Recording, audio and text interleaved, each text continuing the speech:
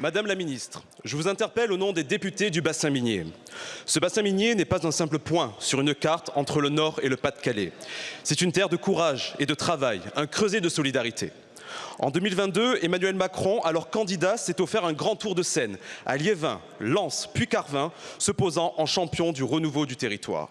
Sous l'œil des caméras, il a promis une enveloppe supplémentaire de 100 millions d'euros pour rénover les espaces publics des cités minières, en plus des 100 millions d'euros déjà engagés en 2017 pour la rénovation thermique des logements dans le cadre de l'ERBM. Et dans un élan de grandiloquence, il déclarait « Je me bats pour que la vie des gens change, pas pour qu'on fasse des annonces politiques ».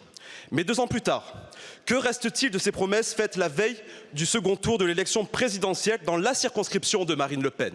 Rien. Il ne reste absolument rien. La réalité, Madame la Ministre, est implacable. Cette seconde enveloppe n'a jamais existé. Pas 1 euro dans les budgets précédents. Rien non plus dans votre projet de loi de finances pour 2025. L'État n'a donc pas tenu sa parole. C'est pourquoi je vous demande de rendre des comptes. Que cela vous plaise ou non, vous êtes la ministre d'Emmanuel Macron et aujourd'hui, cette trahison est aussi la vôtre.